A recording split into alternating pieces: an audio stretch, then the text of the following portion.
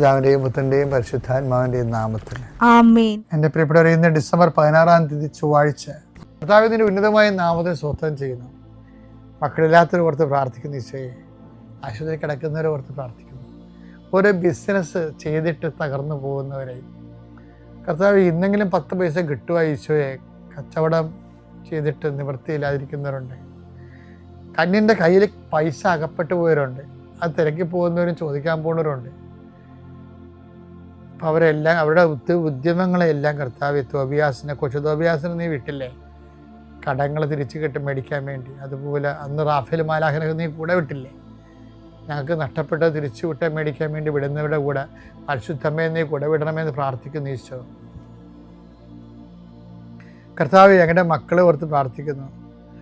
വീട്ടിലെ സ്ഥിതി കാരണം മനസ്സ് മരവിച്ചിരിക്കുന്ന കുഞ്ഞുങ്ങളുണ്ട്. അവരെല്ലാം ഞാൻ ആശീർവദിക്കുന്നു.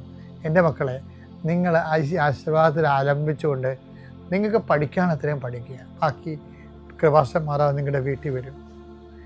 നിങ്ങളുടെ എല്ലാ പോരായ്മകളെ അമ്മ പരിഹരിക്കുന്ന എത്രയോ സാക്ഷ്യങ്ങൾ നമുക്കുണ്ട്. കർത്താവെ, ജീവിതമാർഗം മുട്ടിപ്പോയവരുണ്ട്, വീട് സ്ഥലവും ഇല്ലാത്തവരുണ്ട്, വിവാഹം ഒത്തുവരാത്തവരുണ്ട്, മക്കൾ ദുർനടപ്പിൽ പോയിട്ട് വേദനിക്കുന്നവരുണ്ട്. എല്ലാ മേഖലകളിലും എന്തെല്ലാം വേദന നീ അനുഭവിക്കുന്നുണ്ടോ അവിടെ എല്ലാം ഈ ദിവസം കർത്താവ് നിന്നെ ആശീർവദിക്കട്ടെ. നീ കണ്ടുമുട്ടുന്ന വ്യക്തികളെ കർത്താവ് ആശീർവദിക്കട്ടെ. നീ ഒപ്പിടുന്ന രേഖകളെ കർത്താവ് ആശീർവദിക്കട്ടെ. നീ ലോൺ എടുക്കാൻ പോവുകയോ സാമ്പത്തിക വിഷയങ്ങൾ സംസാരിക്കാൻ പോവുകയോ ചെയ്യുന്ന ഇടങ്ങളിൽ കർത്താവ് നിനക്ക് തുണ വരട്ടെ.